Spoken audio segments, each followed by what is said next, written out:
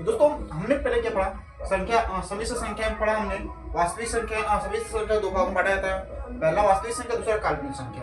अब होता है वास्तविक संख्या। वास्तविक संख्या को कितने भागों में बांटा जाता है? दो भागों में। पहला क्या है दशमलव, दूसरा क्या है पूर्णांक है। ठीक है दोस्तों, यहाँ तक समझ में आया। उसके बाद करा दशमलव। दशमलव को दो भागों में बांटे, परिमेय और अपरिमेय। तो एक परिमेय क्या होता है जिसे हम पी बाई क्यू के रूप में लिखते हैं। ठीक है, परिमेय क्या होता है जिसे पी बाई क्यू के रूप में लिखते हैं। ठीक, अपरिमेय क्या होता है जिसे पी बाई क्यू के रूप में नहीं लिखा जा सकता, जैसे कि पाई हो गया। ठीक है, इसे क्या होता है, सबसे छोटा एग्जाम्पल है, इसे पी बाई क्यू के रूप में नहीं लिखा जा सकता।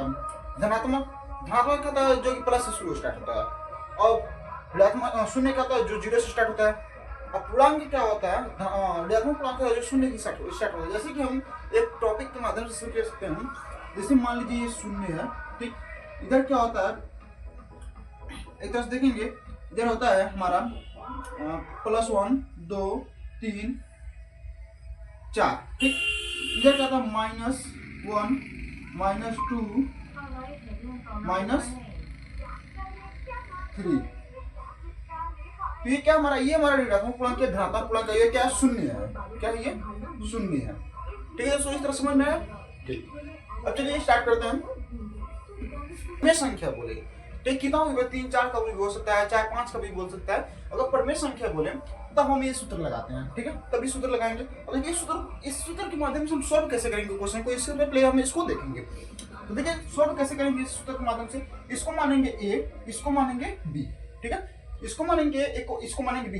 जहां की के बराबर 1 2 3 4 कुछ भी रख सकते हैं। ठीक है, के बराबर लिख देंगे, के बराबर 1 2 3 डॉट डॉट डॉट। ठीक है, के बराबर 1 2 3 डॉट डॉट डॉट। हम पहले क्या करेंगे, 1 2 को रख के देखेंगे। ठीक है, इसे मानेंगे के ए।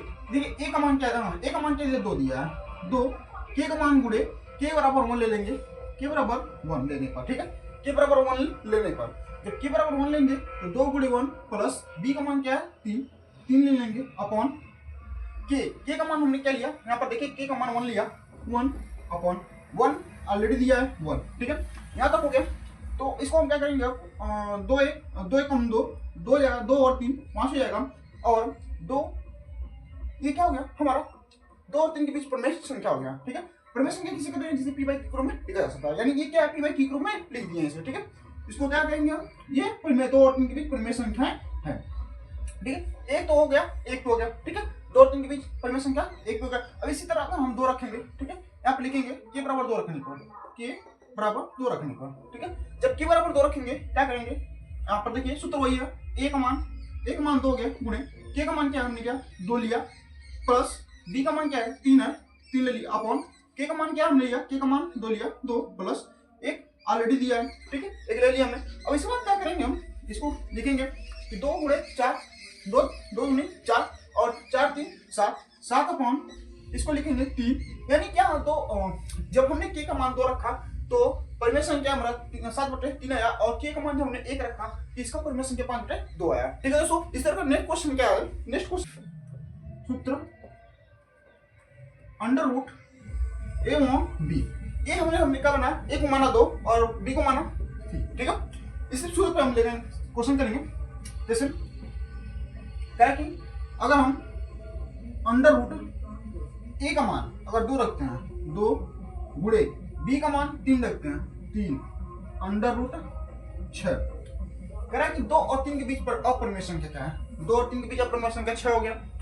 इसी तरह हम अगर मान लीजिए कोई और संख्या दे दिया हो, मान लीजिए यहाँ 4 दे दिया हो। ठीक है, सपोज करेंगे कि यहाँ अगर 4 दे दिया हो, ठीक है 4 दे दिया हो, 4 और 3 के बीच क्या अपरिमेय संख्या पूछे।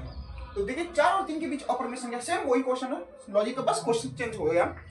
ठीक है, नंबर चेंज हो गया। इसकी तरह क्या करेंगे, ए मान तो ही लेंगे। ठीक है, सूत्र कोई लगाएंगे, सूत्र क्या है हमारा ए अंडर रूट ए और बी है, तो अंडर रूट ए का मान क्या रखेंगे 4, और इसको ए ले लेंगे, इसको बी, और बी का क्या लिखेंगे 3 गुणे 3 4 3 12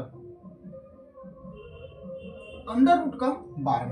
ठीक है, इसको ये क्या है अपरिमेय संख्या है, अपरिमेय संख्या 12 हो गया। ठीक है, अब लोग कर सकते हैं इसको तोड़ भी सकते हैं। कैसे, जैसे मान लीजिए 2 गुणे 3 इस तरह कर सकते हैं, एकदम कर सकते हैं। अगर 2 बड़ी 2 नहीं हुआ 2 अंडर रूट 3, ये क्या हमारा अपरिमेय संख्या है। या तो क्वेश्चन ये हो सकता है आंसर, या तो आंसर ये हो सकता है। ठीक है दोस्तों, इस प्रकार क्वेश्चन समझ में आ गया। अब आपने नेक्स्ट को सही से दिया है, इस पे क्या बोल रहा है, इसको बोल रहा है कि 2 और 3 के बीच सभी अपरिमेय संख्या है। ठीक है, क्वेश्चन क्या बोला, संख्या है, बोल रहा है 2 और 3 के बीच सभी अपरिमेय संख्या क्या है। ठीक है, तो सभी अपरिमेय संख्या के लिए भी एक फॉर्मूला होता है दोस्तों। क्या होता है, उस फॉर्मूला को हम आज देखेंगे। जैसे 2 और 3 के बीच सभी अपरिमेय संख्या निकालने के लिए एक फॉर्मूला होता है, सूत्र होता है। सूत्र क्या होता है, सूत्र होता है under root A dot dot dot under root B, under root dot A under root dot dot B. ठीक है, ये सूत्र होता है। इस सूत्र पर हम 2 और 3 के बीच सभी अपरिमेय संख्याएं को निकालने वाले हैं। तो चलिए समय व्यर्थ ना कर इसको निकालते हैं। देखिए क्या होता है कि अगर हम 2 लिखेंगे, ए का मान क्या है, इसको ए लिखेंगे, ए का मान 2 है। ठीक है, तो इसको लिखेंगे under root 2 dot dot dot, इसको लिखेंगे अंडर रूट 3, अंडर रूट 2 और अंडर रूट 3। ठीक है, ये दोस्तों स्क्वायर होता है। ठीक है, इसको स्क्वायर कर लेंगे, अंडर रूट 2 और अंडर रूट 3। ये बोला है कि 2 का स्क्वायर 4 होता है और 3 का स्क्वायर 9 होता है, अंडर रूट 9 अंडर रूट 4। अब बोल क्या रहा है दोस्तों, अब बोल रहा है कि 2 और 3 की भी सभी अपरिमेय संख्या क्या है। तो सभी अपरिमेय संख्या क्या, 2 और 3 की भी सभी अपरिमेय संख्या क्या है। अगर हम 4 लिखेंगे, 5 अंडर रूट 5 हो गया, अंडर रूट 6 हो गया, अंडर रूट 7 हो गया, अंडर रूट 8 हो गया, ये तो 9 है। तो दोस्तों हमें क्या मिला, 2 और 3 के बीच सभी अपरिमेय संख्याएं क्या हैं, तो है हमारा 5, 6, 7 और 8 है। तो क्या आपको समझ में आया कि 5, 6, 7 और 8 अंडर रूट कैसे, मतलब अंडर रूट कैसे हैं। तो जी हाँ, इसी सूत्र पे लगाने से हमारे 2 और 3 के बीच सभी अपरिमेय संख्याएं आ गई हैं। या दोस्तों यहाँ नंबर कुछ भी हो, नंबर हो सकता है बड़ा दे दे या छोटा दे दे, तब भी हमारा सूत्र ही लगेगा सभी के लिए। ठीक है, इतना समझ में आ गया। चलिए अब नेक्स्ट क्वेश्चन स्टार्ट करते हैं। आज के लिए इतना ही, अब मिलते हैं कल नए क्लास के साथ। ठीक है दोस्तों, जिसमें हम 10 से 15 क्वेश्चन को कवर करेंगे। और अभी तक आप हमारे चैनल पर नए हैं तो चैनल को सब्सक्राइब कर लीजिए, लाइक कर लीजिए, शेयर कर लीजिए, ताकि जो भी वीडियो हमारा मिले आपके पास तुरंत पहुंचे। दोस्तों मैं आपको बताना चाहता हूं कि एकदम बेसिक के साथ पढ़ाना स्टार्ट किए हैं। हो सकता है आप लोग को देर से समझ में आए, मगर एक बार ध्यान से वीडियो को जरूर देखिएगा। जो भी क्वेश्चन में डाउट हो आप कमेंट कीजिए, मैं उस क्वेश्चन को नेक्स्ट वीडियो के और अच्छे से समझाने की कोशिश करूंगा। ठीक है, जय हिंद, वंदे मातरम।